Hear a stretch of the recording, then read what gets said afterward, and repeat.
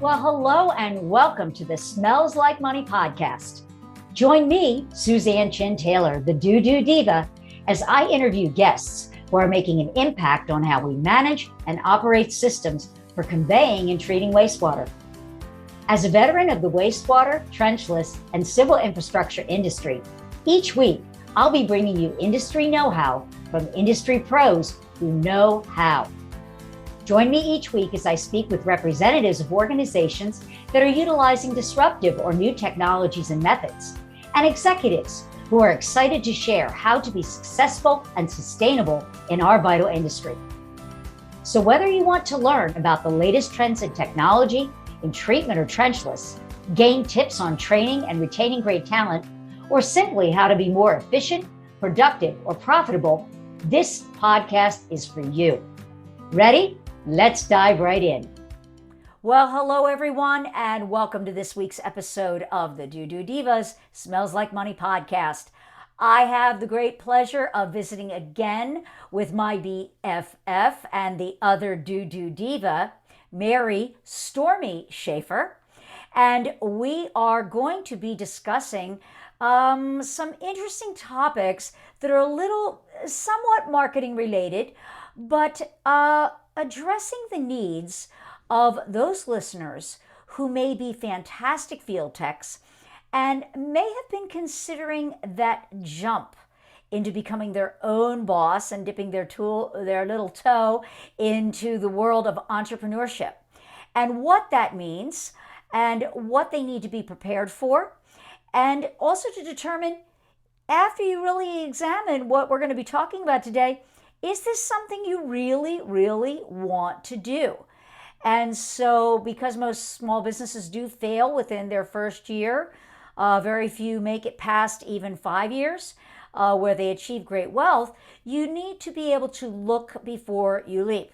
Not that we're saying don't take the leap, but just know what you're getting into and being prepared, because let's face it, what is that old expression? Forewarned is forearmed, because in a way, it can be a daily battle, but it is absolutely a worthwhile battle as someone who's been doing this for many, many years. And so without further ado, we want to discuss that trip of going from tech to entrepreneur and small contractor essentials and what you are going to need to succeed. And so I want Stormy to kind of talk about how you need to be ready. Like, what are the things that you need to be ready for the sales and marketing arm of your new venture, should you decide to take the leap? And so go ahead and take it away, my friend. Okay, thank you. It's great to be back here with you again, Suzanne. Always a fun time here on the DooDoo Divas podcast. What we really want to, kind of start out with is that if you are serious about getting into your business for yourself, don't just, jump. People say take the leap or whatever. Yes, there's that, but you really want to do it in a smart way. So you need to plan. You need to be ready, because I'm sure you've heard this before, but it's very, very true at the beginning of a entrepreneurship, is failing to plan is planning to fail. So do your homework, do your due diligence, so you understand your markets and what's going to be expected of you as a business owner, because you are now responsible for providing that payroll on Friday, which means you have to bring the customers, you got to find the work, you've got to schedule the work, you've got to ensure on-time payment from your customers so you can pay your people, you've got to create the schedules, all that stuff. So this is really about working on your business as opposed to just working in your business. Suze, you have a couple of really good resources I think you might want to let people know Yes, about. there are 2 books that I absolutely recommend. The first one, it's an old classic, but I mean, the principles in it just still ring true, and that is The E-Myth Revisited by Michael Gerber. Fantastic read. It's an enjoyable read. It's not very technical. You'll actually see yourself in it as you're reading through it. Just and the second one is a book by Anik Singal. That's Aniksingal.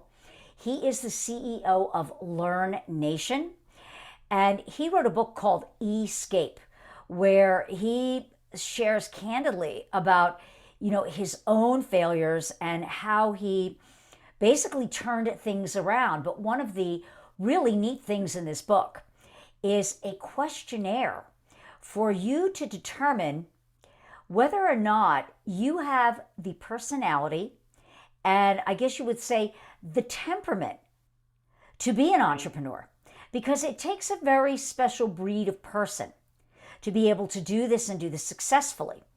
And if you don't have those characteristics, that's not to say that, oh, you're not as good as an entrepreneur. No, it just means that your mind works a different way, or the things that are really important to you in your life, for your personal life, for that work-life balance, that maybe what entrepreneurship may require of you is just not something that you may be willing to give up. And so the questionnaire, don't think about, I better answer this correctly. No, because then you won't get an honest assessment. But don't think about it too hard. Answer it with the first question, your first answer that comes to your mind.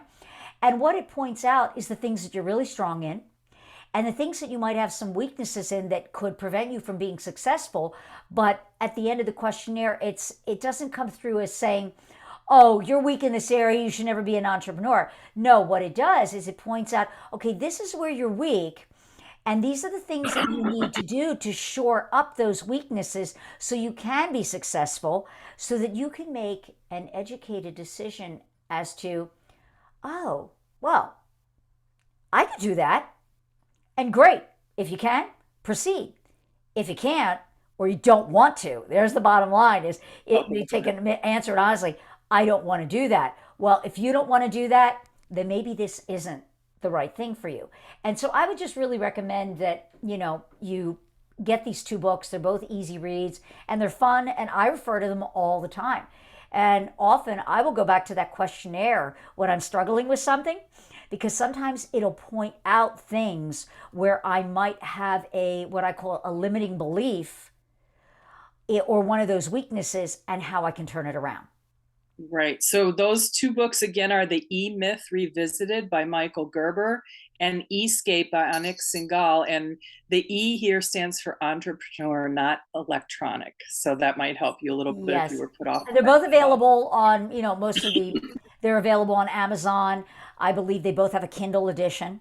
And just, yeah, they're just fantastic reads. So moving on, I love that comment that you made about, working on your business, and that a lot of people are scared about business plans, but there are some resources, and you mentioned a couple of them, being, small business development centers, the SBA, SCORE, and that new business plans. Share with me what I was not aware of, but I think because you know about it, because I think you mentioned your brother-in-law is someone that is an angel investor and approves business plans, that what people need to be aware of. So just kind of, share that, if you will. Right. So, we did talk about earlier, but we didn't talk about on here yet about the SBA, which is the Small Business Association. That's a federally funded, basically it's an organization that helps people become business owners. There's the SCORE program, which is the Senior Corps of Retired Executives. This is where you get, you can't pay for this kind of stuff. It's free. And what you're getting is a person who has been a successful entrepreneur, maybe a serial entrepreneur, but has definitely had success in being a business owner. And they will actually look at your business plan and vet your business plan and tell you what will work and what absolutely is not going to. And it'll keep you from crashing and burning. And the only thing it's going to take you and cost you is some time. And then there's the small business development centers. Suze, you want to talk about that? You've got more experience because I've done those. some work with the Coachella Valley Women's Business Development Center, which is like an SBDC. They offer a lot of free You programs. actually taught there. Yeah, free programs or low cost programs where they have classes, you work with a consultant, and they actually, even though you do the work, they will actually coach you through and help you write that business plan and even come up with resources for possibly getting an SBA loan or approaching angel investors or other types of small business loans and determining what you're actually going to need to get your business off the ground and to have some operating or, capital funding to keep you going until you get those first contracts and get that business coming in. So again, like Stormy was saying, these are federally funded program. This is your tax dollars at work. Take full advantage of that and utilize those. Yeah, Utilize those it's like getting fully. free business college, actually. Yes. Excuse me.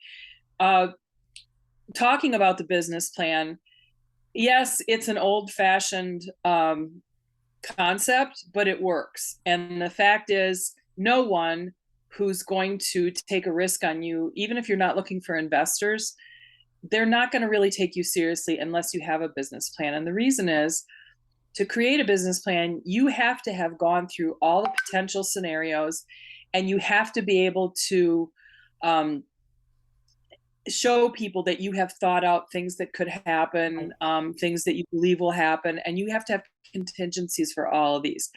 Now, the difference is, it used to be, excuse me, that the only thing that impressed people was for you to come in there with like a 300-page plan with what we call the thud factor. It hits the table with a thud. That's not what people want anymore. Nowadays, my brother-in-law, who's an investment banker, tells me that a standard business plan, at least on approach the first time, is 30 to 50 pages. Because quite honestly, if you're looking for funding, what people are going to be looking at is your financials, your profit and loss statement, where you are right now with how much money you have put aside for capital, operations, things like that. That's what they're really going to look at. And I guarantee you, the first thing they're going to look at is your financials, because if your financials are bad, they're not going to waste their time on the rest of your plan. So make sure those are, real sturdy and solid. But the rest of the initial plan is going to be a basic overview of what you want to do. If they look at your financials and they like them, then they will go back and revisit your overview. After that, they may ask you for a more fully fleshed out plan. Be ready with that. Have it ready to go. Even if during that meeting they tell you some things they'd like to see that would change, fine, go back and make those changes, but you've already got the basic body of it done, and you don't have to spend a whole lot of time in development. But yeah, it's way easier to do a 30 to 50 than a 300 to a 500 page plan, and that was not ever anything that was out of the question. Generally, for a small business like yours, you would have not needed the high end of that, but it just gives you an idea of what people are expecting, so you don't freak out and think, oh my God, I gotta. And if you're not a writer, there are so many more tools today that you can use to help you. You can literally write your thing, even if you're a bad writer. Okay, you can write your thing up, and you can hire some kid, I wouldn't say a kid, but you might want an adult on like Fiverr or something to actually go in and clean it up, and then run it through Grammarly. It's a free service online. It'll catch the bad punctuation, the bad wording, you'll get capitalized properly. You'll be told how to say something in a much more succinct way. Right. That sounds grown up. And, you may then want to take that and run it past the SBA score people. That's where you want them to come in and vet your plan first. They will also tell you if there are weaknesses in your financials, and you'd really like to catch those before you go in and make your pitch. But even if you don't look for money, maybe you've got everything you need right now as far as resources, that plan is not something to show someone and shove in a drawer. That plan is your roadmap to success. Or if you lose it or put it in a drawer and ignore it, it's irrelevant, and you probably will not be on a road to success. That sounds really brutal, but it's just true. So, the whole point of doing a plan is to think through everything and not be having ugly surprises every day at work where you suddenly feel overwhelmed and just cannot move forward. So there are, in order to do a plan and to know everything that's in it, there are a lot of great free resources online. There are templates. There are how-tos that will literally walk you through the entire process. All you've got to do is just sit there and read through it. I believe there are even some people who do that kind of coaching that have some free how-tos on YouTube. So, for people that are starting businesses now compared to when I started mine back in the mid 80s, boy, just so many more resources available. And you really want to take advantage of that. And do absolutely make this plan and commit it to paper. I mean, this is not something you want to walk around with it in your head because it's not possible. Where we're going to talk about, the part that we're going to talk about is that every good business plan includes a thorough marketing plan. And these days, a thorough marketing plan includes the virtual selling environment online, which necessarily means you're going to have a digital marketing plan. Again, don't freak out. It's new to everybody. You're not going to be alone in that it's new, but just tell yourself the truth about this instead of freaking yourself out. And the truth is, it's just another tool. It's like a pencil or a typewriter. When people moved from pencils to typewriters, they were freaked out, but they figured it out that after a while, this was a very good tool to have. And now you're just moving from the computer or from the computer onto online or real life into virtual environments. And it's really just another tool. It's not here to make your life miserable. It's here to make your life way easier. And once you learn it, it will. I want to put a little kind of just a piece of a thought out there that I think it's maybe inspirational a little bit and make you relax a little. If you look at history, we are almost identical in our current, if you're a person of a certain age, let's say if you're above 30 and you're wanting to figure out where you're going with your career, we are kind of at the same place as people were back at the turn of the last century when, automobiles and motor powered vehicles replaced horse-drawn carriages.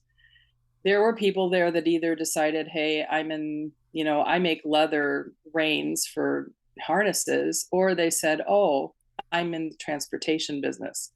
Guess which one lived on, and guess which one either found another way to go or retired.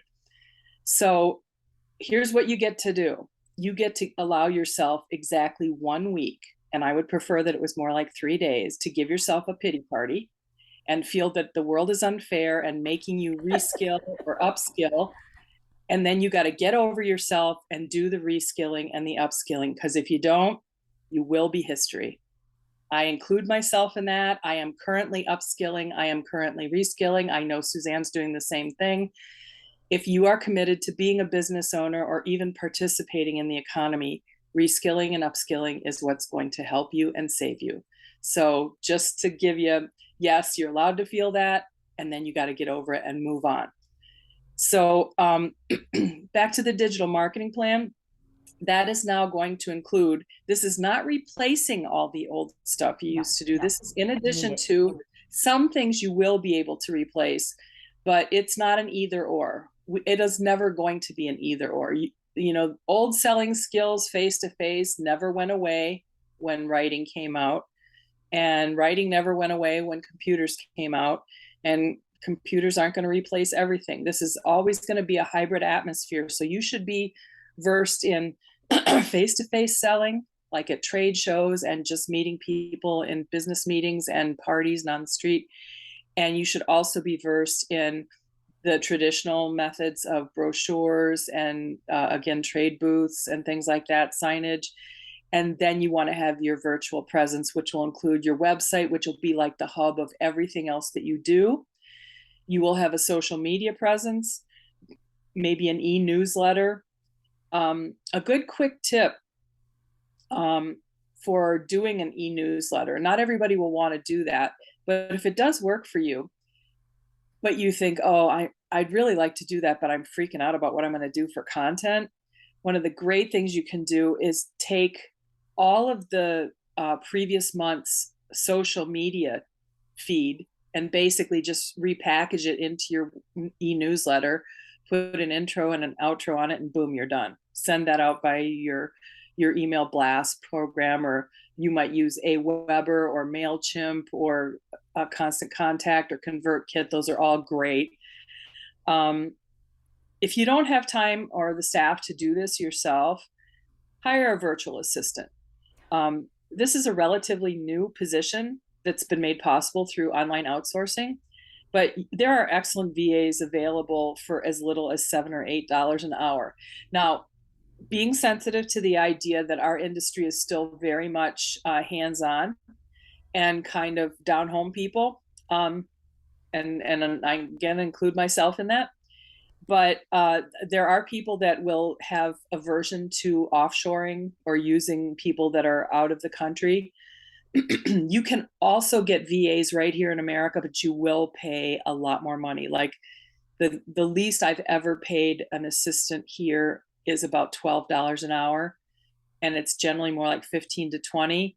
Mm-hmm. But if you want to use people offshored in like Costa Rica or the Philippines or Singapore, they all have had English as a second language. It is a little more difficult to understand, but generally you're the only person working with them. So if you can understand them, it's fine.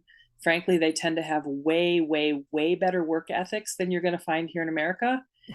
And they really, really want to please you because they really, really need the money.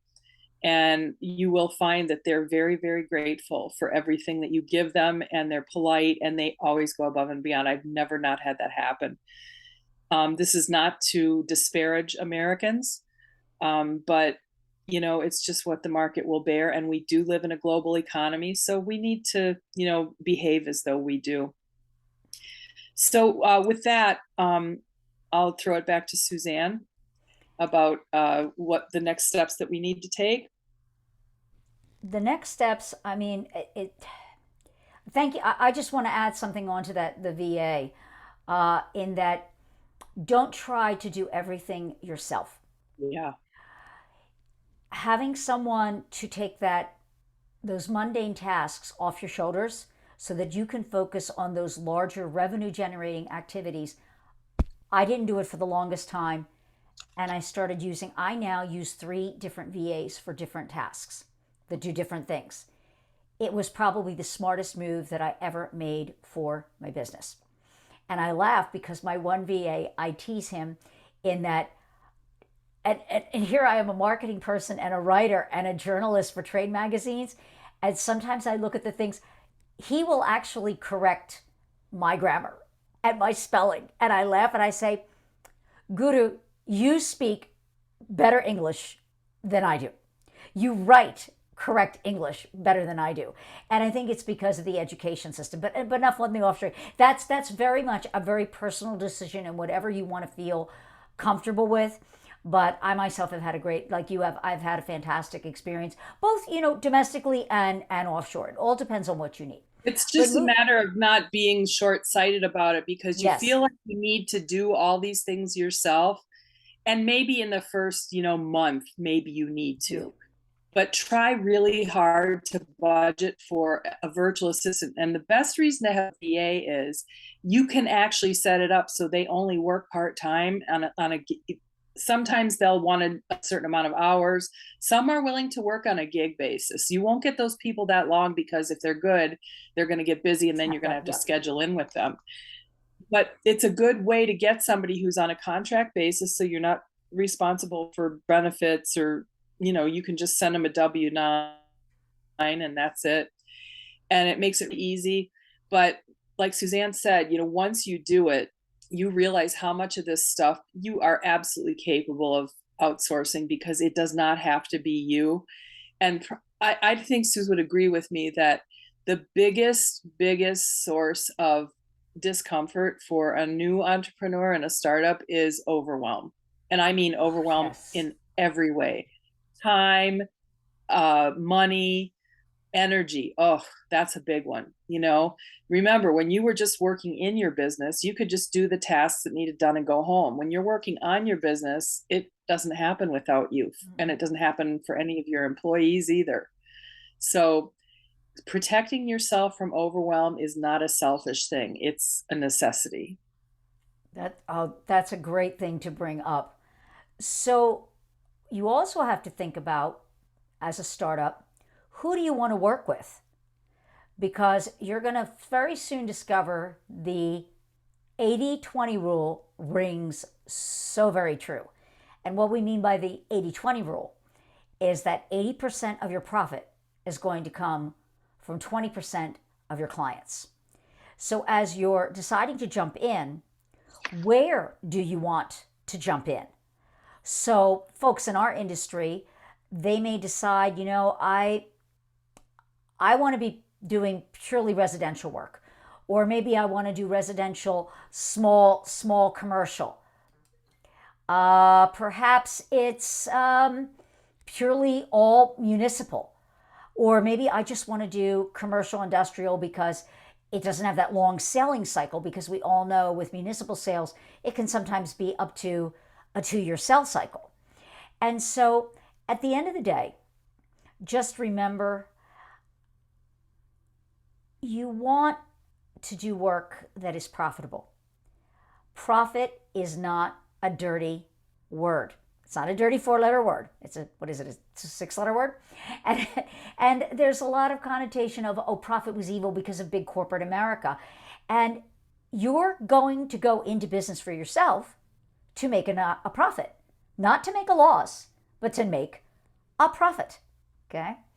So if you want to know, I don't want to belabor this because this really isn't our expertise, although we know how to run our numbers and understand what we have to build to make our nut, because at the end of the day, the numbers do not lie. Run your numbers and know your numbers. So if you want to know more about this, I was lucky enough to have a ex-contractor, retired contractor, Jim Onderud, who is the author of the Profitability Playbook. And we had him as a guest on 2 earlier podcasts, and I would suggest tuning into those and replaying those. They're up on our channel on YouTube, where he talks about just that subject of profitability, why you're not making as much money as you could, and what you could do about it. And not only is Jim a retired contractor, he's also an author who actually wrote about this facet of his experience. Yes, and the pitfalls, and he shares. He's very candid about the mistakes that he made, and he said, "Yeah, I got educated in the school of hard knocks, and what better way to learn what to do than from somebody else's mistakes and what to avoid." So, encourage you to go back and view those. And so the next step, because we don't want to run too long on this podcast because we've got other topics that we're going to cover later, but I want to make sure that, because this is something that is near and dear to our heart, is the branding and the positioning of your new business. So with that, Stormy, I'd like you to talk about a few of those things that are important on that list that we need to make sure that people know that they have to be prepared for and cover. And we'll wrap it up, and then we'll go into a deeper dive on the rest of the episodes in this series. So right. So the 2 big concepts in marketing are branding and positioning. Branding is who you are, and positioning is basically what you do and where you fall among your peers doing the same thing. So to begin with, branding, you obviously need to come up with a name that needs to be memorable, and it needs to be descriptive. It shouldn't, there's a lot of people that are trying to be all mysterious and cool with cool names, but if it doesn't evoke what you do, you're making your job harder. Nobody's going to wonder if your place is called, JR's Rooting and Jetting. They'll know what you do. But if you're going to get all cute and call it the JR phone or something, I mean, I'm just making this up, but right. Don't get cute with it. Be descriptive and be memorable. Stand out, from the crowd. You're immediately going to then, once you decide on a name, you're going to need to come up with a logo. And your visual branding, that's referred to in our industry as corporate identity.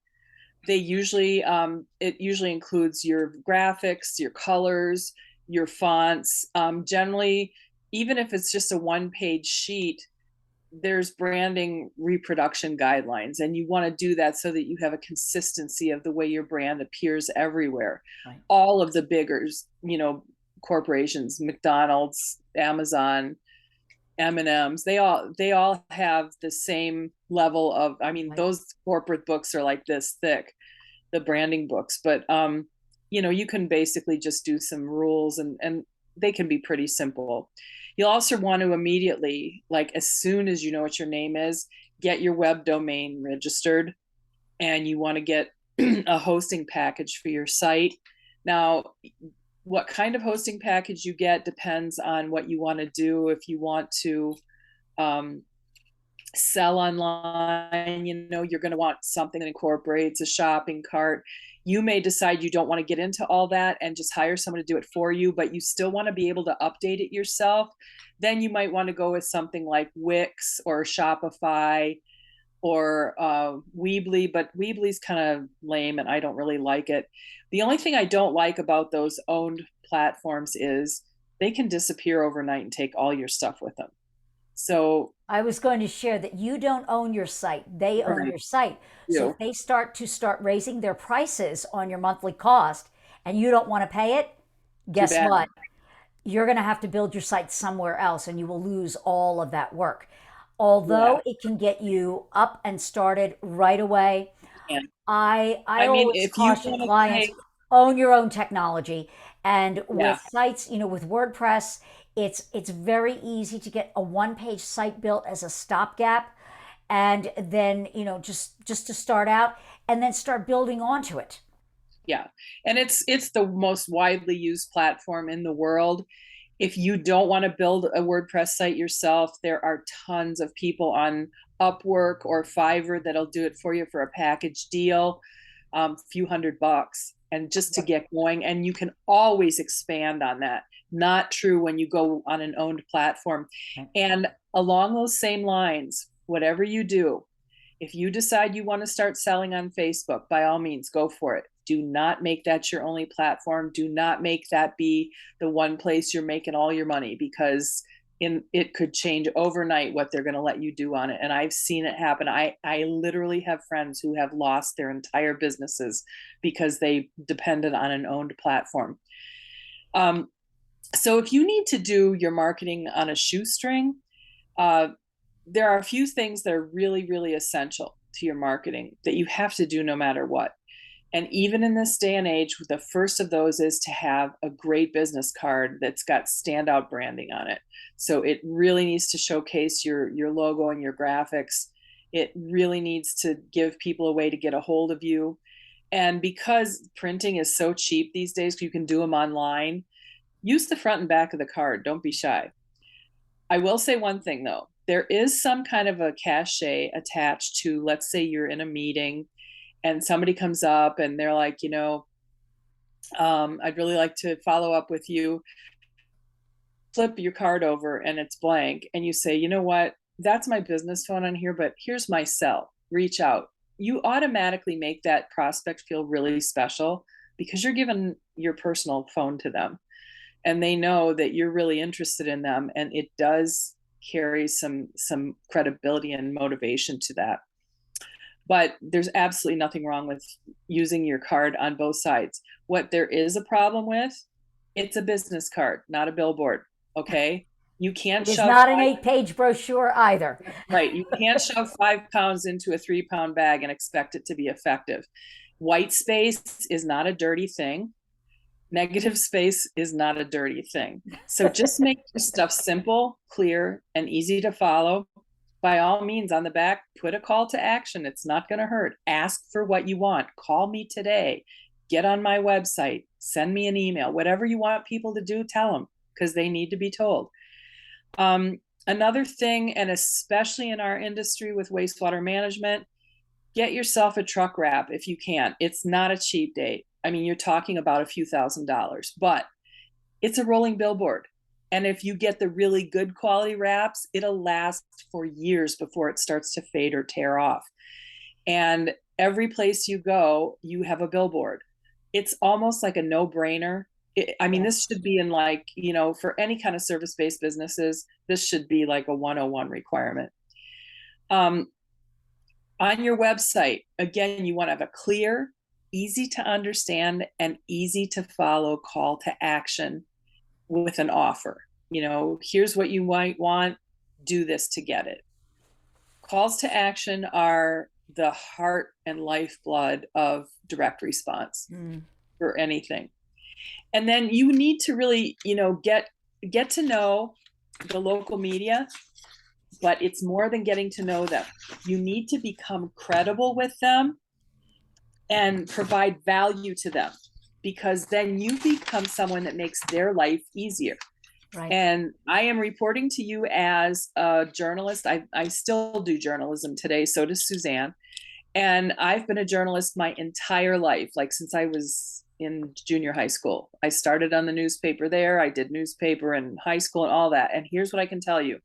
Someone who makes it easier for you to get and finish the story is always going to be a valuable contact for you.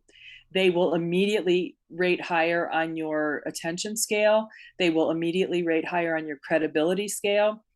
So how do you get this credibility? Well, here's what I've discovered is the easiest thing, especially for a service company. Do some form of community activism that gives you visibility. One of the easiest, cheapest ways to do this is to sponsor like a local sports team, like a little league or a beer league, but here's a really good example of why that works. What it's going to cost you is you're going to buy them hats, you're going to buy them t-shirts, and you may sponsor a banquet at the end of the year. And if there are awards given out, you might pay for a couple of those. You're talking like maybe $500. But here's the deal. Every time you've got a bleachers full of parents and family and visiting friends watching, you know what they're looking at the whole time? The backs of those shirts with your name and phone number on them. All for how long is that? At least an hour. Okay, maybe 2 if you go into overtime. It's like really the constant repetition is what does it. Studies have been done on this over and over and over. And they've found that on average, a person needs to see something 7 times before it registers in the front of their mind. And then they need to see it once a week to keep it there. Well, and 11 different ways. The other one, it was the 7-11 rule. They need to see it 7 times. No, it's another way, Mary. It's actually, they need to see it 11 times in 7 different formats before it actually will register and they'll consider doing business with you. Right. Yeah, it's a trigger mechanism. But the thing is that constant repetition of Yes. once a week, seeing that, if games are on Friday night, that means once a week you're getting your repetition out there you need, but you're getting it if you've got the 9 players on the field, right? You're getting 9 of those shirts out there, those jerseys, and they're it's just a really great way to do it. Another way to do it would be to donate time or labor to a local charity, like an animal shelter, Boys and Girls Club. You could do sponsor a stretch of road where you do that environmental cleanup, and there's your sign. It's there every day. This stretch of road sponsored by, Jerry's Portables. Then you want to, when you are in these activities, make sure someone's there to take a picture of you with their iPhone, or just hand them your phone and say, would you mind just taking a picture of me doing this? And be like, what are you doing? That's just a little bit of good credibility for my business. Here's the thing to be careful of. Know that every time you send in a press release that talks about what you're doing, you're not always going to get right. Published. The editor may not need that filler at the time, but if you're careful and you pay attention, let's say you do something on environmental cleanup. Say you just sponsored and you just did a really big cleanup. You took a picture of your crew and it's all your employees and they're really proud and they're wearing your own t-shirts for your business. Now that is good local news. And if you release it right around like 2 weeks before, what's the name of the holiday? I can't remember. Earth Day, April 21st. Okay, so all of a sudden they've got a beautiful local story. And here's what's the best part. If you do that smart and you hook it up with a timely event, they won't just run what you wrote. They'll come out and do a story on you. They'll do a video. You'll probably get on the actual news. So do this smart. Think about things ahead of time. If you don't have time to pay attention to this stuff, find someone in your organization. There's bound to be at least one person who's interested in marketing a little bit, and give them this as a responsibility. Find all of the upcoming events in the next year, holidays or observances that would give us a reason to generate a press release. But here's the other thing. If you've just been featured somewhere, stop sending for a little bit, because then it looks very self-serving. So Yep. skip a month, you don't want to look like it's just you're trying to make it all about you. This really has to be where you're doing something you really care about. So again, you're going to want to create a well-written press release that you send with photos from that event or activity. Now, here's the deal. Make sure your photos have focus, sharp focus, really good clarity. You want good contrast between light and dark, because they may not be able to use it in color. They might switch it over to black and white. You need that contrast. But a story that's accompanied by at least one photograph automatically doubles its chances of getting published somewhere, either online or on broadcast or in print. Take photos of everything that you do. You just never know when you might use it and be able to have that available.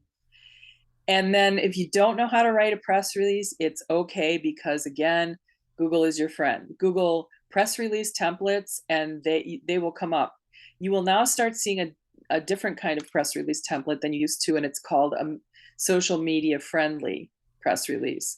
It has a couple more elements to it, but they're all very self-explanatory, and the templates will show you how to do it. They're very easy to use, but have that.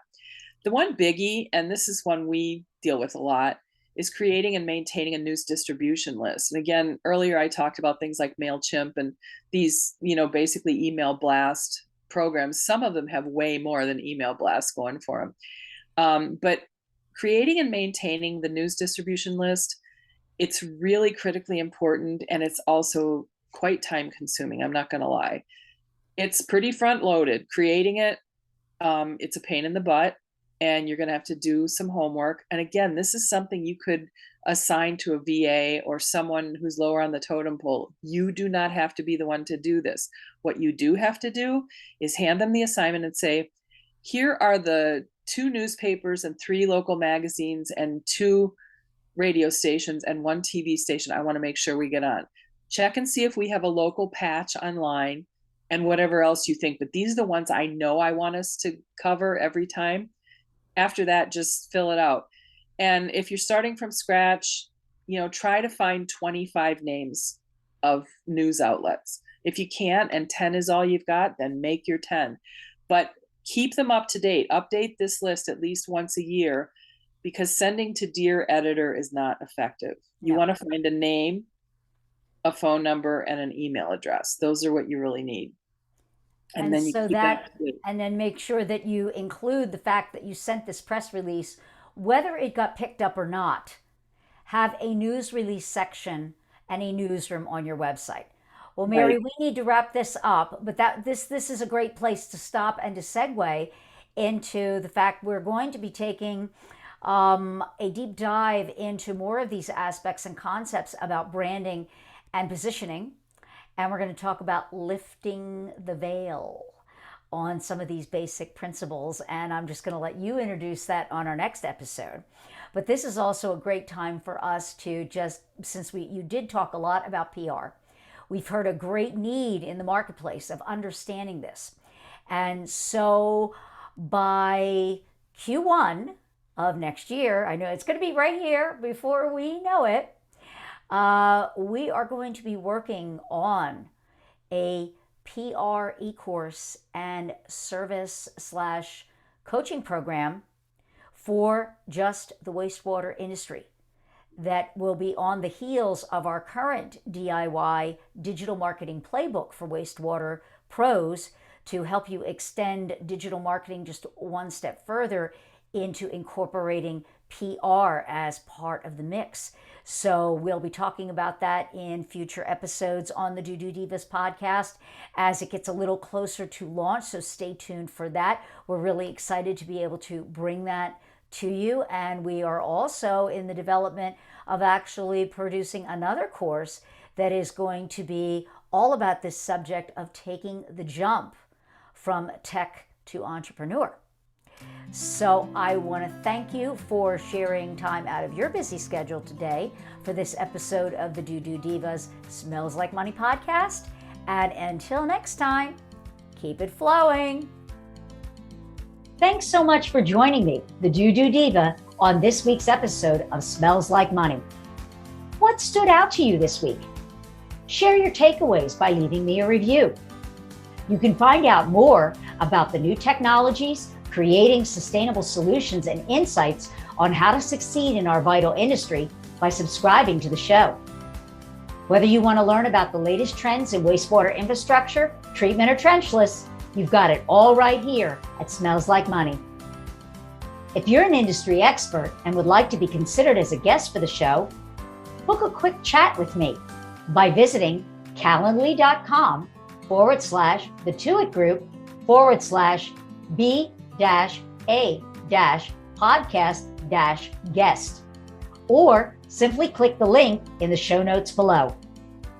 Until next week, a big shout out to all my industry friends and those who will be. You are my superheroes. Thanks for tuning in, keeping it flowing, and we'll see you all next week.